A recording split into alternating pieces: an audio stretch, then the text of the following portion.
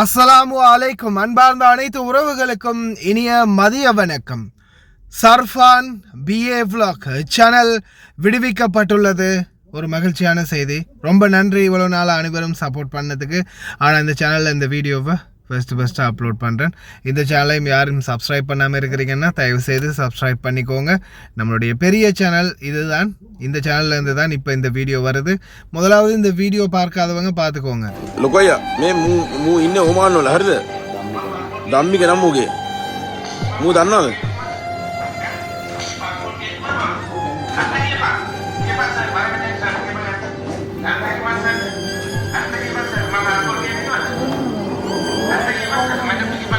අයියා පොඩ්ඩ මට මූ බල්ලා කියන්න අයියේ.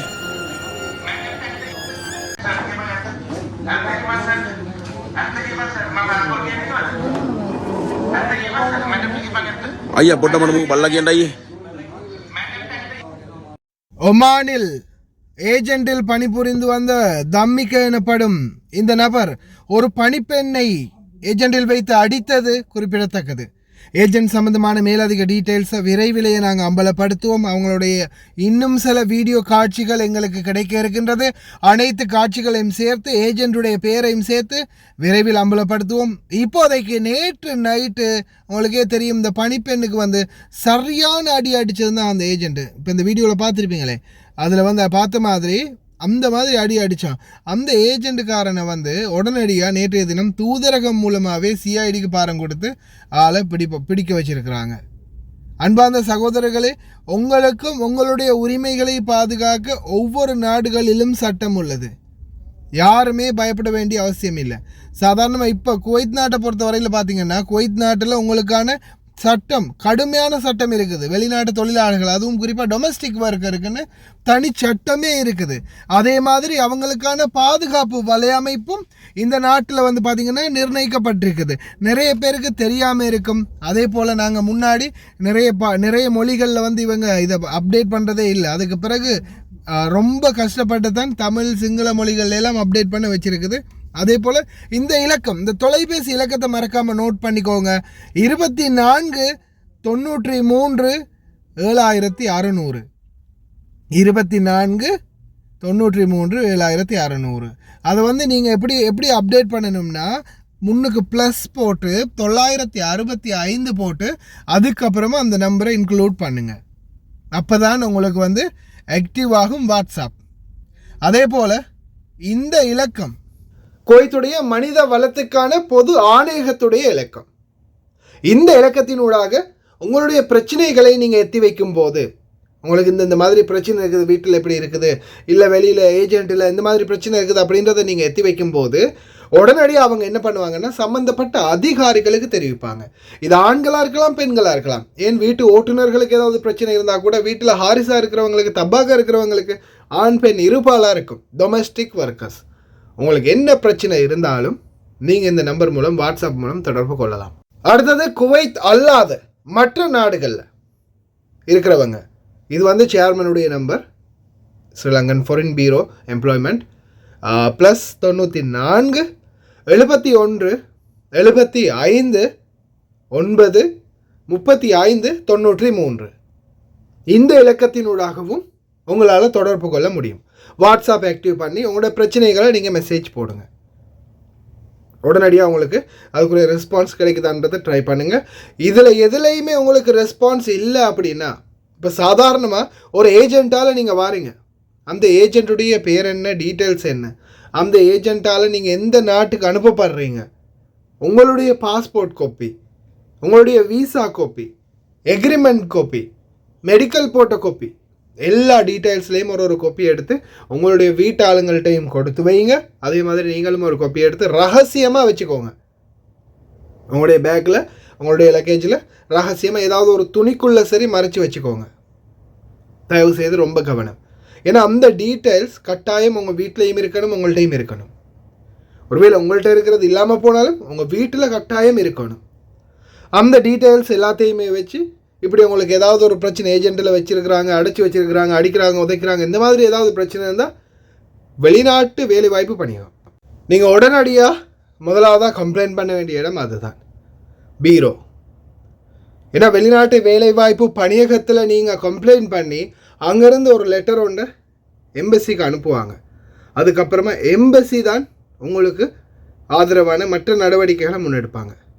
அது சம்மந்தமான நாங்கள் புகார்களையும் தொடர்ந்துமே அழிச்சிக்கிட்டு இருக்கிறோம். ஏன்னா எம்பசிகளுக்கு இன்ஃபார்ம் பண்ணுறதுக்கு ஏன் வெளிநாட்டு வேலைவாய்ப்பு பணியகம் கிழமை கணக்கில் நாள் எடுக்கிறாங்க அப்படின்றத. ஏன்னா ஒரு தொழிலாளருக்கு ஒரு பிரச்சனை. இப்போ சாதாரணமாக இப்போ நேற்று நீங்கள் இப்போ இந்த வீடியோ பார்த்துருப்பீங்க, நேற்றைய தினம் அந்த பணிப்பெண்ணுக்கு வந்து அடின்னு அடிக்கிறான். அப்போ அதை வந்து நாம் வெளிநாட்டு வேலைவாய்ப்பு பணியகத்துக்கு சொன்னால் வெளிநாட்டு வேலைவாய்ப்பு பணியகம் ஒரு வாரத்தில் நாங்கள் வந்து எம்பசிக்கு அறிவிப்போம் அப்படின்னு சொன்னால் சரியா? அப்போ இந்த மாதிரி சிச்சுவேஷனுக்கு எமர்ஜென்சி சிச்சுவேஷன் உண்டு. அதாவது எமர்ஜென்சியாக இந்த பிரச்சனைகளை தீர்வு காண்றதுக்கான ஒரு வேலை திட்டம் கட்டாயம் இருக்கணும். அது எங்களுடைய தூதரகம் கட்டாயமாக முன்னெடுக்கணும். அதே மாதிரி எங்களுடைய வேலைவாய்ப்பு பணியகம், எங்களுடைய அரசாங்கம். இப்போ நான் கோவித்த கமால், ரஸ்வார் ஹாசன், அதே மாதிரி இன்னும் ஒரு சில யூடியூபர்ஸ் எல்லாருமே ஒன்று சேர்ந்து இந்த வீடியோவை ஒவ்வொரு செகண்ட் அந்த வீடியோ கிடைச்ச அந்த செகண்ட்லேருந்து உடனே எல்லாருமே ஷேர் பண்ணி இதை பப்ளிஷ் பண்ணினதுக்கு பிறகு தான் சுட தூதரகம் அவனை பிடிச்சி ஜெயிலில் போட்டது, பிடிச்சி கொடுத்தது. அப்படி இல்லாமல் போன இது வந்து சாதாரணமான ஒரு கேஸாக முடிஞ்சு போயிருக்கும். ஆனால் இது இனிமேல் நடக்காது, நடக்க விடவும் மாட்டோம். ஏன்னா இப்போ இவ்வளோ காலமாக இத்தனை வருட காலமாக வெளிநாட்டு தொழிலாளர்களுடைய நிலைமையை வந்து யாரும் பெருசாக கண்டுக்கிறது இல்லை. வெளிநாட்டு தொழிலாளர்கள்னாலே அவங்க ஏதோ ஒரு சாதாரணமாக பஞ்சம் பலிக்க வந்தவங்க தானே, இவங்களுக்கெல்லாம் என்ன பெரிய மரியாதை நம்ம கொடுக்கணும், அடுத்தது இவங்களுக்கு என்ன செஞ்சால் யார் வந்து கேட்டு போகிறா அப்படின்ற ஒரு எண்ணத்தில் தான் இவ்வளோ காலமாக செயல்பட்டுக்கிட்டு இருந்தாங்க ஒவ்வொரு ஏஜென்ட்டுகளும். ஆனால் இனிமேல் அந்த கூத்து நடக்காது. தொழிலாளர்களுக்கு நியாயம் பெற்று கொடுக்காத பட்சத்தில் சமூக ஊடகங்களாகிய நாங்கள் தட்டி கேட்போம். ஏன்னா இப்போது சோஷியல் மீடியாவை பொறுத்த வரையில் ஒவ்வொருத்தர் ஒவ்வொரு விதமான முறைகளில், ஒவ்வொருத்தர் ஒவ்வொரு விதமான விதிகளில் அவங்களுடைய அந்த சோஷியல் மீடியாவை ரன் பண்ணிட்டு போகிறாங்க. என்னை பொறுத்த வரையில் என்னுடைய வீடியோக்கள் நீ ஒரு சிலருக்கு பிடிக்காமல் போகலாம், லோங்காக பேசுகிறேன், அதிகமாக பேசுகிறேன். ஏன்னா அது நிறைய மட்டங்கள், அதுவும் குறிப்பாக தன்னை பற்றி மட்டுமே சிந்திக்கக்கூடிய மட்டம் இருக்கு இல்லையா, அந்த மட்டம் எப்படியுமே நம்மளோட இணையாது. படித்த மட்டம், கொஞ்சம் பகுத்தறிவுள்ள மட்டம், கொஞ்சம் அந்த திமிருத்தனம் உள்ள மட்டங்கள் வந்து நம்மளோட எப்படியுமே சேராது. ஏன்னு சொல்லுங்கள், அவன் இப்போ குறைஞ்சது நீங்கள் யோசிச்சு பாருங்கள், ஒரு படித்தவன் பெரிய உயர்ந்த பட்டத்தில் பதவியில் இருக்கிறவங்கெல்லாம் தானும் தன்னுடைய குடும்பமும் அதை தவிர்த்து வேறு எதையாவது சிந்திப்பாங்களான்னு கேட்டால் இல்லை. மனிதாபிமானம் இருக்குமான்னு கேட்டால் ஆமாம், மனிதாபிமானம் அவங்கள்ட்ட தான் நிறைய இருக்கும். நம்ம போடுற வீடியோவுக்கு ஒரு லைக் போட்டுட்டு ஸோ சேட் அப்படின்னு சொல்லி ஒரு கமெண்ட்டும் போட்டு போவாங்க. அதே மாதிரி ஒரு மனிதாபியம் உலகத்தில் எங்கேயுமே இல்லை. இல்லைன்னா ஷேர் பண்ணி அதை very so sad, anybody can help me, help him அப்படின்னு ஷேர் பண்ணிட்டு போவாங்க. யாராவது முடிஞ்சால் உதவி செய்யுங்க அப்படின்னு. அவங்க பண்ண மாட்டாங்க. அதே மாதிரி பண்ணுறவங்களையும் சில நேரங்களில் விட மாட்டாங்க. ஆனால் அந்த மாதிரி கேரக்டராக இல்லாமல் சாதாரணமாக 100% இந்த வீடுகளில் வேலை பார்க்கக்கூடியவங்களாக இருக்கலாம், அடிமட்ட தொழிலாளர்களாக இருக்கலாம், அவங்க அனைவரும் ஒன்றுபட்டு செயல்படுறாங்க. ஆனால் அவங்களுக்கான ஆதரவை பெற்றுக் கொடுக்க யாரும் இது வரைக்கும் முன் வரலை. ஏன்னா நான் ஆஃப்டர் ஆல் இன்னைக்கு வரைக்குமே இந்த போனஸுக்காக பாடுபடுறது நான் தான், என்னுடைய குழுவும். ஜெனட் மேரி அம்மா இருக்கிறாங்க, கோவித்த கமால், ரஸ்வார் ஹாசன், இன்னும் ஒரு சிலர் சேர்ந்து இந்த போனஸை வந்து எப்படியாவது உங்களுக்கு பெற்று தந்துடணும் அப்படின்ற முயற்சியை நாங்கள் முன்னெடுக்கிறோம். ஆனால் இந்த முயற்சியை வேறு யாராவது யூடியூபர் எடுக்கிறாங்களான்னு கேட்டால், வேறு யாராவது டிக்டாக்கர் எடுக்கிறாங்களான்னு கேட்டால் அதை தடுக்கிறதுக்கு பார்க்குறாங்களே தவிர அதை எடுத்து கொடுக்குறதுக்கு யாரும் முயற்சி பண்ணலை. போனஸ் கேட்டால் வீட்டை விட்டு அனுப்பிடுவாங்க, உடுப்போடு அனுப்பிடுவாங்க, அப்படி பண்ணிடுவாங்க, இப்படி பண்ணிடுவாங்க. நாம் என்ன அவங்க வீட்டு சொத்தையாக எழுதி கேட்டோம்? இல்லை அவங்கள மிரட்டி கேட்டோமா? இல்லை இல்லாதவொன்ன கேட்டோமா? இல்லையே, சட்டத்தில் இருக்கிறது தானே கேட்குறோம். அப்போ இந்த சட்டத்தில் இருக்கிறத அவங்க கொடுத்து தானே ஆகணும். ஆனால் அதை கொடுக்கறதுக்கு அவங்களாலையும் முடியலை, அவங்க அதை கொடுக்கறதுக்கு அவங்களுக்கு மனசும் இல்லை. ஆனால் அதை எடுத்து தாரத்துக்கு நம்ம அதிகாரிகள் மனசு வச்சா முடியும். ஆனால் அதுதான் இப்போ முயற்சி. இன்ஷா அல்லாஹ் விரைவிலேயே இந்த போனஸுக்கான பிரச்சனைக்கு தீர்வு விரைவிலேயே எதிர்வரும் ஜனவரி பிப்ரவரிக்குள்ளேயே முடிஞ்சிடும். உத்தியோகபூர்வமாக எல்லாருக்குமே போனஸ் எடுக்கிறதுக்குரிய ஏற்பாடு நடக்கும்.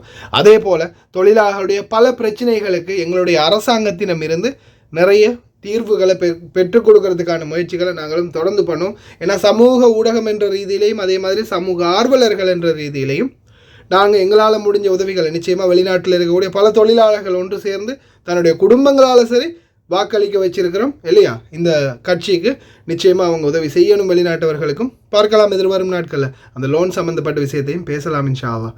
ஓகே ஃப்ரெண்ட்ஸ், லைக் பண்ணுங்கள், ஷேர் பண்ணுங்கள், மறக்காமல் சப்ஸ்கிரைப் பண்ணுங்கள்.